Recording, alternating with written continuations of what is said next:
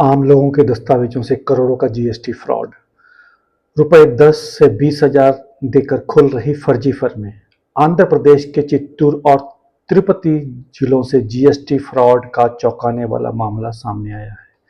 यह कथित तौर पर छोटे दुकानदारों, फल विक्रेताओं और ट्रक ड्राइवरों से 10 से 20,000 रुपए देकर आधार, पैन, बैंक डिटेल्स और यहां तक कि बायोमेट्रिक जानकारी ली जा रही है।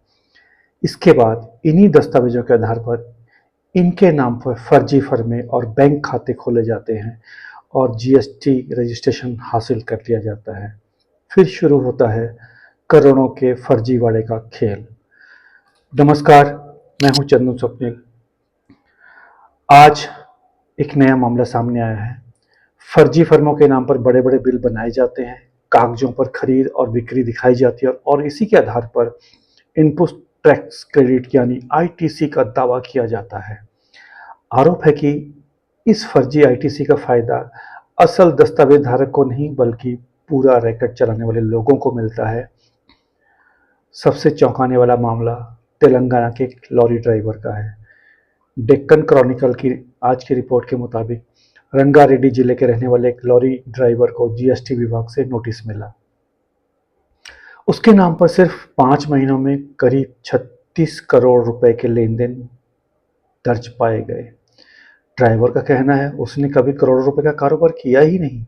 उसके मुताबिक पलामनेर के एक व्यक्ति ने उसके आधार, पैन और बैंक पासबुक की जानकारी लेकर उसके नाम पर जीएसटी रजिस्ट्रेशन करा लिया। मामला सामने आने के बाद पुराने करीब 400 करोड़ के कथित जीएसटी फ्रॉड की जांच पर भी सवाल उठने लगे हैं। इस मामले में स्क्रैप कारोबारी के नाम पर फर्जी दस्तावेजों के जरिए लेन देन, जीएसटी भुगतान और आईटीसी क्लेम किए जाने के आरोप लगे थे। जीएसटी अधिकारियों ने 7 कंपनियों के खिलाफ कार्रवाई की सिफारिश भी की थी। ऐसा ही एक मामला पिछले साल चित्तौड़ में भी सामने आया था। एक युवक को 42.73 लाख के टैक्स की मांग का जीएसटी नोटिस मिला, जबकि उसका दावा था कि उसे इन कथित कारोबारों की कोई जानकारी ही नहीं थी। रिपोर्ट के मुताबिक ऐसे मामलों में स्क्रैप कारोबारियों के फर्जी बिलों का इस्तेमाल किया जाता है और कई बार बिना किसी असल खरीद बिक्री के ही इनवॉइस तैयार कर दिए जाते हैं। लेकिन सबसे बड़ा सवाल अब जीएसटी सिस्टम पर है, जिस पर केंद्र सरकार को गंभीरता से सोचने की जरूरत है। अगर किसी व्यक्ति के नाम पर करोड़ों रुपए का कारोबार हो रहा है तो इसकी जानकारी उसे नोटिस मिलने से पहले क्यों नहीं दी जाती?